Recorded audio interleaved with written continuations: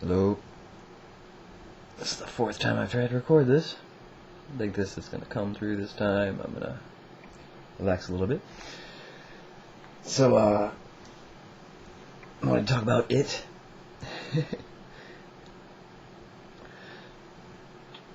The yogis use that. Tut. The Egyptians use tut. I imagine. But I'm using it for very good reasons, because that is dual. It implies a relationship between oneself and another, whereas it doesn't make that distinction.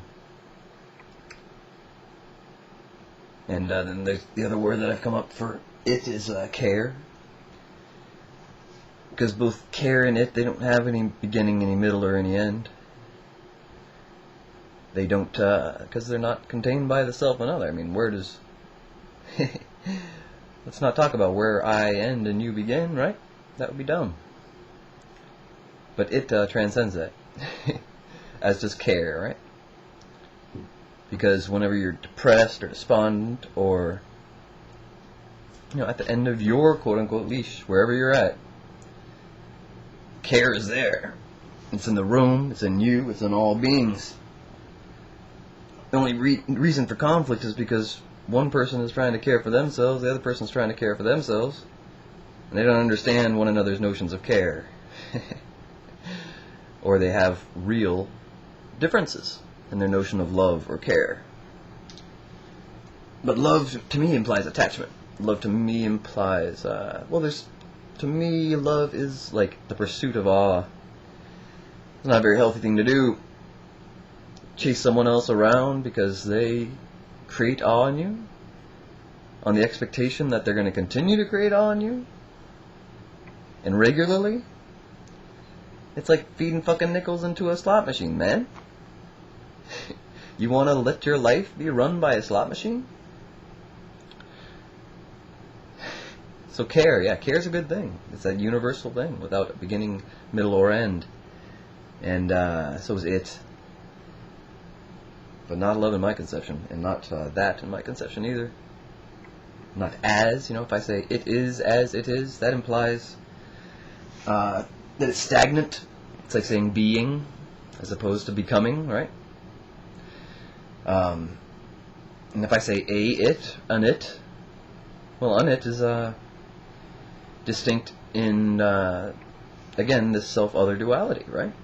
Un it means it exists outside of myself, and I'm addressing it as an right? So, like, some people say, like, this A is A video is great. I could say the same thing. It is it. But even is has problems. So just it. Just care. And just universe. But in that conception of universe, you must include that which is outside of the conventional conception of universe, which is the void into which our universe is expanding. Because, we exist out of space-time just like those two words do.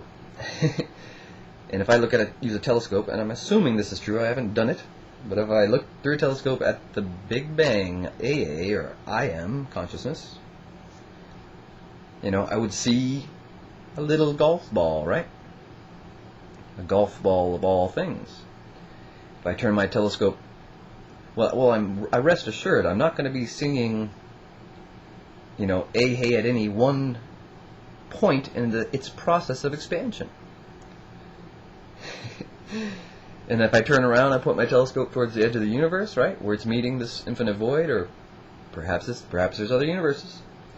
Then that is like there's this rolling wave, right? Wham! And there's a front out there where the void and the universe are meeting, and both sides are taking losses, and both are gaining from their relationship, respectively. And if they understand that they are in fact one, then that's all gone. But what isn't gone is the fact that I'm looking at the edge of the universe at a time other than now. For me, space-time are one, right? And so then, hypothetically speaking, I could say I turn my telescope, my nervous system, to the center of the universe, and I experience AA, right? My telescope, the Big Bang when it's a little tiny thing.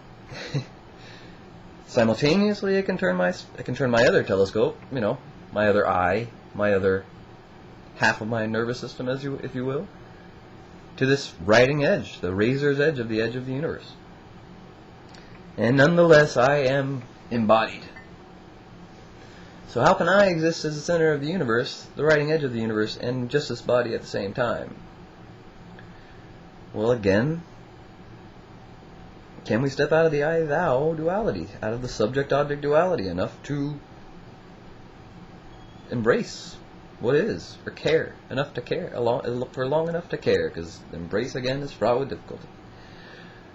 Well, hope that hit, to quote Ian Anderson, and love, or much care to you, and let's be friends, right? Friends. But not lovers, friends.